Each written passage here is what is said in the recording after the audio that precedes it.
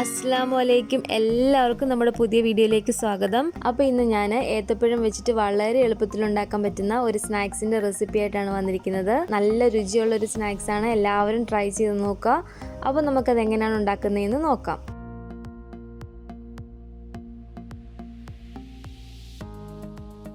അപ്പോൾ അതിന് വേണ്ടിയിട്ട് ഞാനിവിടെ ഒരു 1/2 കപ്പ് മൈദ എടുത്തിട്ടുണ്ട്. ഈ മൈദ നമുക്ക് ഈ പാത്രത്തിലേക്ക് ഇട്ട് കൊടുക്കാം. ഇതിലേക്ക് ഒരു 2 ഏലക്ക ചതച്ചതും കൂടെ ചേർത്ത് കൊടുക്കാം. ഇനി നമുക്കിതിലേക്ക് 1 ടേബിൾ സ്പൂൺ പഞ്ചസാരയും കൂടെ ചേർത്ത് കൊടുക്കാം. 1 നുള്ള ഉപ്പും കൂടെ ചേർത്ത് കൊടുക്കാം. എന്നിട്ട് ആവശ്യത്തിന് വെള്ളം ഒഴിച്ച് ഇത് നന്നായിട്ടൊന്ന് മിക്സ് ചെയ്തിട്ടെടുക്കുക. മാവ് ഒരുപാട് ലൂസായി പോവാതെ അത്യാവശ്യം കട്ടിക്ക് തന്നെ വെള്ളം ഒഴിച്ച് മിക്സ് ചെയ്തിട്ടെടുക്കുക.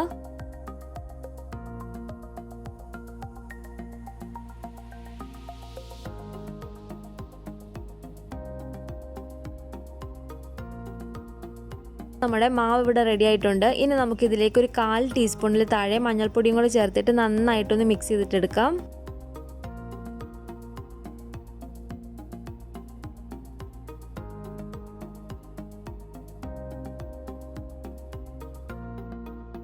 ഇതിലേക്ക് ഒരു 1/4 ടീസ്പൂണ് ചെറിയ ജീരകം കൂടെ ചേർത്തിട്ട് ഒന്ന് മിക്സ് ചെയ്തിട്ടെടുക്കാം.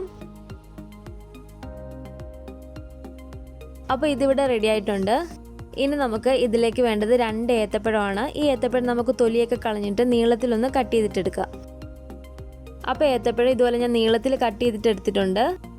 ഇനി നമുക്ക് ഇതിലേക്ക് വേണ്ടത് കുറച്ച് ബ്രെഡ് ക്രംസ് ആണ്. ഞാനിവിടെ കുറച്ച് ബ്രെഡ് ക്രംസും എടുത്ത് വെച്ചിട്ടുണ്ട്.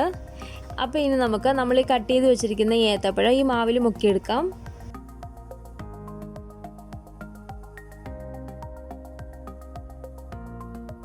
എന്നിട്ട് ഇതിൻ്റെ എല്ലാ സൈഡും ഇതുപോലെ നമുക്ക് ബ്രെഡ് ക്രംസ് ആക്കിയിട്ട് എടുക്കാം.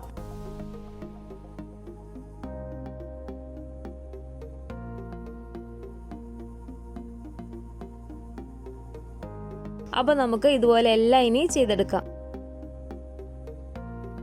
അപ്പോൾ നമ്മൾ കട്ട് ചെയ്ത് വെച്ചിരിക്കുന്ന എല്ലാ പഴവും ഇതുപോലെ ഞാൻ മാവിൽ മുക്കി ബ്രെഡ് ക്രംസ് ആക്കി എടുത്തിട്ടുണ്ട്. ഇനി നമുക്കിത് ഓയിലേക്ക് ഇട്ടിട്ട് ഫ്രൈ ചെയ്തെടുക്കാം. അപ്പോൾ ഓയിൽ നല്ല ചൂടായിട്ട് കിടക്കുകയാണ്. നമുക്കിത് ഓരോന്നായിട്ട് ഇതിലേക്ക് ഇട്ട് കൊടുക്കാം. പിന്നെ ഇത് ഫ്രൈ ചെയ്തെടുക്കുന്ന സമയത്ത് തീ കുറച്ചിട്ടിട്ട് വേണം ഫ്രൈ ചെയ്തെടുക്കാൻ വേണ്ടിയിട്ട്. ബ്രെഡ് ക്രംസ് ഒക്കെ ആയതുകൊണ്ട് പെട്ടെന്ന് കരിഞ്ഞു പോവും. അതുകൊണ്ട് തീ നന്നായിട്ട് കുറച്ചിട്ടിട്ട് ഒരു ഗോൾഡൻ ബ്രൗൺ കളറൊക്കെ ആകുമ്പോഴത്തേക്ക് നമുക്കിത് എടുക്കാവുന്നതാണ്.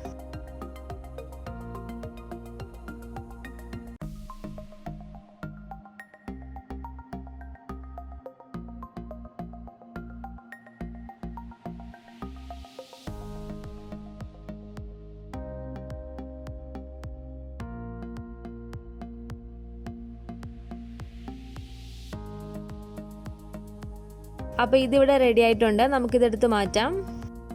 അപ്പോൾ ബാക്കിയുള്ളതും കൂടെ നമുക്ക് ഇതുപോലെ തന്നെ ഫ്രൈ ചെയ്തിട്ടെടുക്കാം.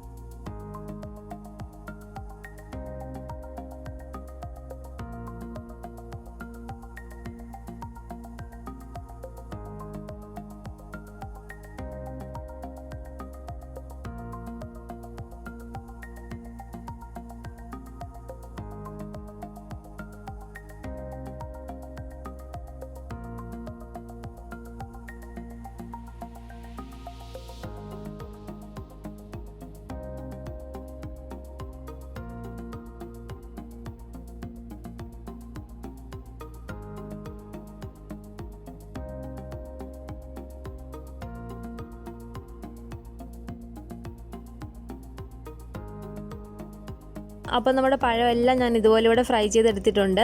അപ്പോൾ ഈ സ്നാക്സിൻ്റെ റെസിപ്പി നിങ്ങൾക്ക് എല്ലാവർക്കും ഇഷ്ടപ്പെട്ടെന്ന് കരുതുന്നു. നല്ല ക്രിസ്പി ആയിട്ടുള്ള നല്ല കറുമുറാന്ന് കഴിക്കാൻ പറ്റുന്ന ഒരു പഴം പൊരിച്ചതാണ്. തീർച്ചയായിട്ടും നിങ്ങൾ എല്ലാവരും ഒന്ന് ട്രൈ ചെയ്ത് നോക്കണേ. ഉണ്ടാക്കി നോക്കിയിട്ട് നിങ്ങളുടെ അഭിപ്രായങ്ങളൊക്കെ കമൻറ്റ് ബോക്സിൽ അറിയിക്കുക. അപ്പോൾ നമ്മുടെ വീഡിയോ ഇഷ്ടപ്പെട്ടെങ്കിൽ ലൈക്ക് ചെയ്യുക. നിങ്ങളുടെ ഫാമിലി ഫ്രണ്ട്സൊക്കെ ആയിട്ട് ഒന്ന് ഷെയർ ചെയ്ത് കൊടുക്കുക. പിന്നെ പുതിയതായിട്ട് ആരെങ്കിലും ഈ ചാനൽ കാണുന്നുണ്ടെങ്കിൽ താഴെ കാണുന്ന റെഡ് സബ്സ്ക്രൈബ് ബട്ടൺ ഒന്ന് പ്രസ് ചെയ്ത് സപ്പോർട്ട് ചെയ്യണേ. ബെല്ലൈക്കണും കൂടെ ക്ലിക്ക് ചെയ്താൽ ഞാനിടുന്ന എല്ലാ റെസിപ്പികളും നിങ്ങൾക്ക് നോട്ടിഫിക്കേഷനായി കിട്ടുന്നതായിരിക്കും. ഇൻഷാ അല്ലാഹ് വീണ്ടും നമുക്ക് ഇതുപോലെയുള്ള നല്ല നല്ല റെസിപ്പികളായിട്ട് കാണാം.